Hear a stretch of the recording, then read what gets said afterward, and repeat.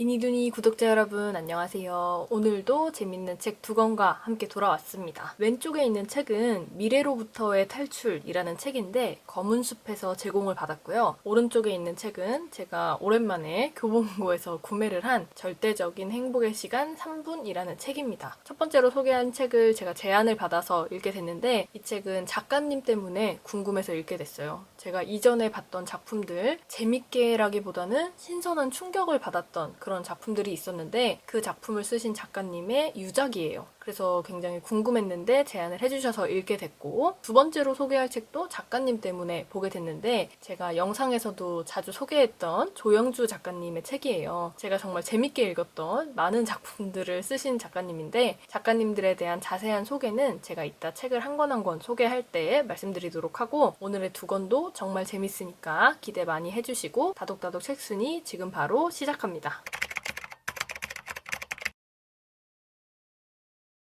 오늘의 다독다독 책순위 첫 번째로 소개해드릴 작품은 고바야시 야스미 작가의 미래로부터의 탈출입니다. 이 책은 검은숲에서 제공을 받았고요. 이미 완독을 한 책이에요. 제가 지난주인가? 지지난주에 책을 제공을 받고 바로 완독을 했는데 작가님에 대해서 할 말이 굉장히 많습니다. 고바야시 야스미 작가는 정말 유명해요. 일본 호러 미스터리 장르 쪽에서는 정말 유명하고 많은 사랑을 받은 작가님인데 국내에서도 굉장히 많은 사랑을 받았어요. 어떤 작품을 쓰셨냐면 죽이기 시리즈라고 해서 표지를 보면 굉장히 익숙하신 책들이 많을 텐데 앨리스 죽이기부터 호두까기 인형의 주인공을 모티브로 한 클라라 죽이기, 그리고 오즈의 마법사를 모티브로 한 도로시 죽이기, 피터팬을 모티브로 한 팅커벨 죽이기, 이렇게 제목이 살벌한 그런 책들을 많이 쓰셨어요. 그래서 그 죽이기 시리즈로 굉장히 유명했는데 제가 처음 북튜브를 시작하고 얼마 안 돼서 계속 이제 추리 미스터리 쪽 책을 추천을 하다가 호러 작품도 한번 추천을 해볼까 해서 베스트셀러를 막 알아보다가 앨리스 죽이기라는 작품을 만났어요. 그 책을 다 읽고 소개를 했었는데 저는 이제 앨리스 죽이기라고 해서 원작의 그 이상한 나라의 앨리스, 거기에 잔혹 동화 요소들을 좀 섞은 건가 정도로 생각을 했는데 잔인하다는 게 여러 방향으로 잔인할 수 있는데 이거는 죽이는 방법, 죽이고 나서의 그런 모습들 이런 게 굉장히 디테일하게 묘사가 되어 있어서 보는 것도 굉장히 역하게 느껴지는 그런 느낌이 들었거든요. 이 앨리스 죽이기를 읽고 나서 다음 시리즈를 쫙 읽어볼까 했었는데 한 권만 읽고 제가 포기를 했었어요. 아, 이거 너무 잔인한 건 나랑 안 맞다 생각을 해서 앨리스 죽이기를 끝으로 더 이상 이 작가님의 작품을 안 보고 있었는데 이번에 검은숲에서 제안을 해주셔서 이 책에 대한 내용을 또 찾아보니까 이 작가님이 죽이기 시리즈로 유명하다 보니까 잔인한 작품들을 많이 쓰시긴 했는데 2020년 11월 23일에 세상을 떠나셨대요. 그 이후에 이제 책이 출간이 됐는데 유작이 된 거죠. 이제 작가님의 마지막 작품으로 나왔는데 이전에 쓰셨던 그런 잔인한 작품과는 거리가 많이 먼 그런 작품이에요. 그래서 저는 이 책의 줄거리를 보고 이 작가님이 그렇게 잔인한 호러, 스릴러 이런 것만 쓰시는 게 아니구나 싶어서 굉장히 기대를 많이 하고 또 새로운 느낌을 받고 싶어서 읽게 된 책인데, 일단 완독을 하고 나서의 간단한 감상평을 먼저 말씀을 드리면 마냥 또 휴머니즘에 관한 얘기들이 아니에요. 이게 치매에 걸린 노인들이 등장을 하는데 저는 또 이제 그 소재만 등장인물들만 봤을 때는 표지도 굉장히 평화롭고 카피들을 보면 기억을 잃은 노인들의 탈주극 이런 식으로 좀 재미있게 유쾌하게 다루는 듯한 내용을 봐서 미스터리 요소도 있고 감동적인 요소도 있겠구나 라고 생각을 했는데, 먼저 말씀드리면 제가 생각했던 내용과는 정반대의 정말 다른 이야기와 소재를 다루고 있었고요. 책을 끝까지 읽고 나서 내가 생각한 게 맞나를 확인하기 위해서 뒷부분을 또 다시 한번 읽게 됐던 그런 책입니다. 주인공은 사부로라는 노인이 등장해요.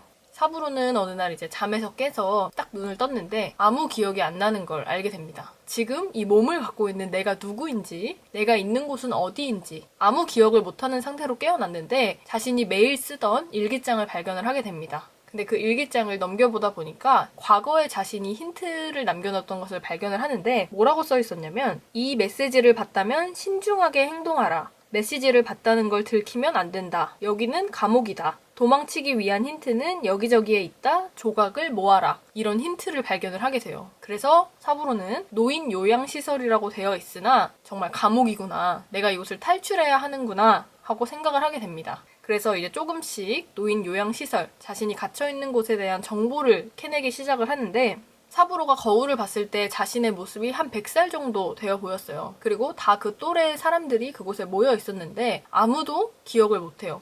치매에 걸린 노인들이 있는 노인 요양시설이었어요.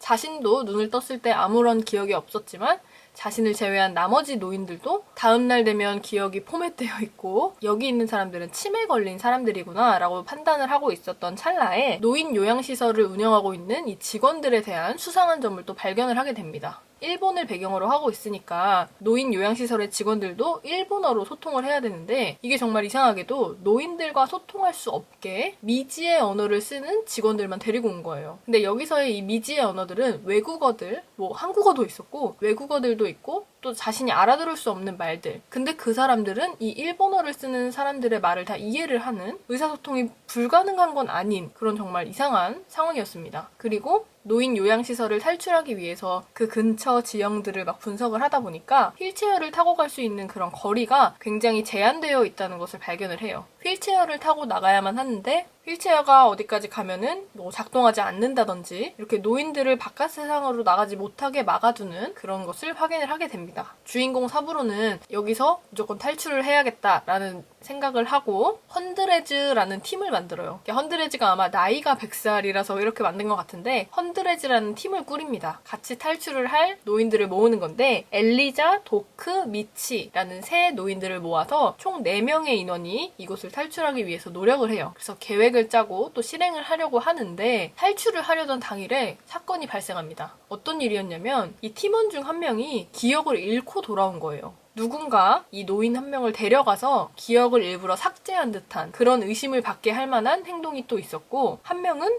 아예 실종돼요. 그래서 사부로는 이런 상황들을 보고 여기서 우리의 탈출을 눈치채고 노인들을 데려가서 기억을 삭제하고 납치를 하는구나 생각을 해서 더 도망쳐야겠다라는 생각을 하게 됩니다. 줄거리를 말씀드리면 이런 내용이에요. 치매에 걸린 노인들을 가둬두고 기억을 삭제하는 수상한 노인 요양시설, 그곳을 탈주해야만 하는 노인들의 이야기, 이렇게 정리를 할 수 있을 것 같은데 마지막 후반부까지 가서도 책을 읽으면서 제가 정말 상상할 수 없었던 한 장르의 특성이 굉장히 도드라지는 내용들이 나오는데 후반부의 내용부터는 정말 집중해서 좀 차분히 읽어보시면 좋을 것 같아요. 마지막에 큰 반전이 있어서 이 작가가 이런 내용을 썼단 말이야? 하면서 좀 약간 상상만 해봤던 그런 이야기들이 등장을 하는데 보면서도 정말 신기했고 이 내용을 이해를 하려면 정말 몰입해서 한 줄 한 줄 꼼꼼하게 읽어봐야겠구나 하는 느낌이 들었어요. 그래서 책 자체나 이 소재 자체는 정말 저는 스토리는 재밌게 읽었는데 어떤 소재나 등장인물로 인한 공포가 아니라 앞으로 이런 사회가 올 수도 있겠다 하는 생각에 조금 더 뭔가 두려움을 느꼈던 그런 책이었습니다. 미스터리 요소를 좋아하시는 분들은 분명 재밌게 읽으실 것 같고 특히 SF 요소를 좋아하시는 분들은 정말 취향 저격 당하실 것 같은 오늘의 첫 번째 책 미래로부터의 탈출이었습니다.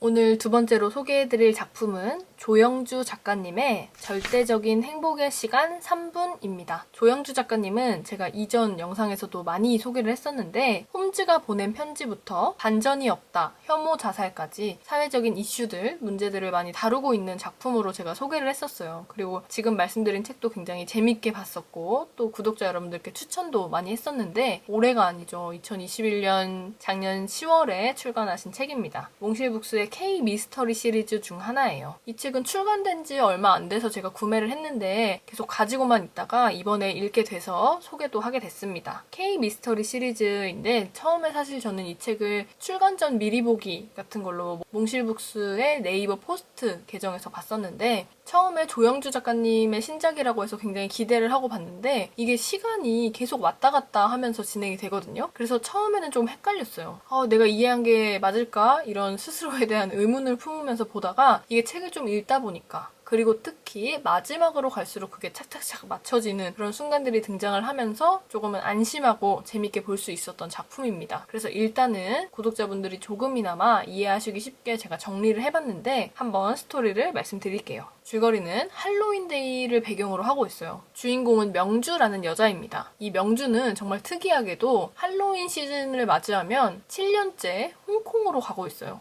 왜 홍콩으로 가냐면 7년 전에 홍콩에 갔을 때 한 남자를 만났는데 그때도 할로윈 때였거든요. 할로윈이니까 이제 막 여러 인물들의 복장을 입고 사람들이 지나다니잖아요. 근데 그 중에서 한 남자가 배트맨 복장을 하고 명주에게 접근해서 I'm your Batman 이라고 합니다. 나는 너의 배트맨이야 라고 얘기를 하고 사라져요. 근데 그 말 한마디를 듣고 명주는 7년째 그 사람을 찾아다니는 거예요. 어떻게 보면 이 개연성이 없다고 느껴질 수도 있는데 갑자기 그 남자에 꽂혀서 그 남자를 7년째 찾고 있습니다. 매년 방문을 해서 찾았는데 처음 그 배트맨을 만나고 2년이 지났을 때 홍콩에서 한 사건이 발생해요. 어떤 사건이었냐면 그때도 할로윈 시즌이었는데 배트맨 복장을 한 남자가 자살을 한 거예요. 그래서 그 남자를 애도하고 추모하기 위해서 많은 사람들이 날개 없는 배트맨 복장을 합니다. 이게 배트맨이 원래 망토, 날개가 있잖아요. 근데 그 스스로 목숨을 끊었던 그 사람은 날개가 없었어요. 그래서 이게 약간 할로윈의 상징처럼 돼서 그 이후 할로윈부터는 날개 없는 배트맨들이 정말 많이 등장을 한 거예요. 그래서 명주는 배트맨, 자신에게 말을 걸었던 배트맨을 찾아야 하는 명주는 엄청나게 늘어난 이 배트맨, 날개 없는 배트맨들 덕분에 더 찾기가 어려워진 상황이었어요. 7년 전에 만났던 이 배트맨을 찾기 위해서 어떤 것까지 하냐면 사람들한테 공고를 올리는 거예요. 내가 7년 전에 한 배트맨을 만났었는데 그 사람을 찾고 있다 하면서 배트맨을 만났던 일시를 공개하지 않고 사람들을 모집을 한 거예요. 혹시 한 여자에게 I'm your 배트맨이라고 말한 사람을 찾기 위해서 사람들을 모읍니다. 근데 몇백 통의 메일이 와요. 그리고 심지어 말하지도 않았던 그 일시까지 사람들이 정확히 맞춰요. 뭐 10월 31일 뭐 저녁 7시 이런 식으로 시간까지 정확히 맞춰서 그 사람들을 다 모아요. 그래서 그 배트맨 복장을 한 사람들을 모아서 한 명 한 명 비교를 해보는 거예요. 자신의 그 잠깐의 7년 전 기억을 따라서 한 명 한 명 비교를 하는데 어떤 사람은 키가 작다. 어떤 사람은 피부가 너무 하얗다. 어떤 사람은 배가 너무 나왔다. 이러면서 걸으면서 자신의 그 공고, 모집 공고에 참여한 이들에게 이제 참여해줘서 고맙다라는 의미로 돈을 주면서까지 그 배트맨을 찾아 나섭니다.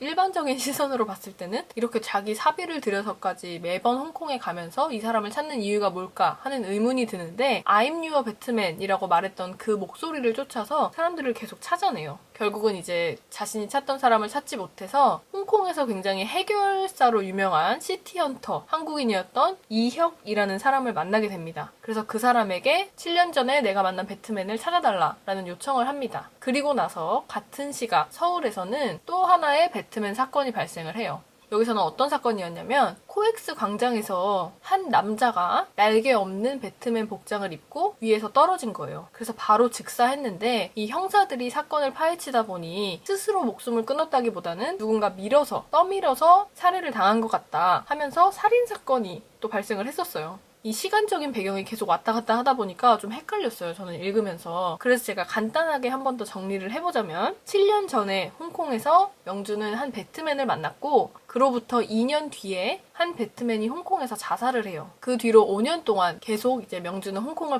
방문하면서 배트맨을 찾았던 거고 같은 시기 서울에서도 같은 복장을 입은 배트맨이 죽게 된 그런 사건이 발생을 한 겁니다. 그래서 우리가 여기서 중요하게 봐야 될 건 7년 전부터 수상했던 홍콩의 배트맨과 현재 서울에서 발생한 이 배트맨의 죽음, 이 두 사건이 과연 어떤 연결고리를 가지고 진행이 된 건지 명주는 자신의 카페를 문 닫아가며 돈을 펑펑 쓰면서 찾아 헤맨 배트맨을 과연 찾아낼 수 있을지 두 가지 사건을 중점적으로 보시면 좋을 것 같습니다. 시간 순서 때문에 조금은 헷갈릴 수 있지만 읽다 보면 정말 재밌게 읽으실 수 있을 거예요. 완독해야만 이 모든 궁금증이 해결되는 굉장히 매력적인 책이었고요. 제가 정말 좋아하는 작가님, 조영주 작가님의 최신작 절대적인 행복의 시간 3분이었습니다. 다독다독 책순이를 봐주시고 계신 구독자 여러분들, 오늘 영상 재밌게 보셨나요? 저는 지금 2022년 새해를 맞이하면서 책을 소개를 했는데 장르 소설을 위주로 소개를 하고 있었는데 제가 요즘에는 조금 다양한 장르의 책을 읽어보려고 노력을 하고 있어요. 자기계발 서적은 사실 제가 막 선호하는 편이 아니라서 자기계발서를 소개하는 일은 거의 없을 것 같은데 이 장르 소설과는 정말 결이 다른 실용서들을 많이 보고 있거든요. 운동책이나 요리책 같은 것도 많이 보고 있고 또 요즘에 빠진 거는 경제서적을 또 보고 있어서 공부를 하면서 볼 수 있는 책들 이런 걸 많이 보고 있어요. 구독자 여러분들도 관심이 있으시다면 제가 또 한번 정리해서 소개를 해드리고 싶어서 또 준비를 하고 있고요. 1년 동안 또 미니두니를 찾아주신 다독다독 책순이를 즐겨봐주신 구독자분들께 다시 한번 감사의 말씀을 전하고 새해에는 더 좋은 일만 가득하길 그리고 건강하시길 바랍니다. 앞으로도 미니두니와 다독다독 책순이 많이 사랑해주세요. 여러분들의 장바구니를 가득가득 채울 새롭고 재밌는 책들과 함께 돌아오겠습니다. 다음 영상에서 또 만나요. 안녕.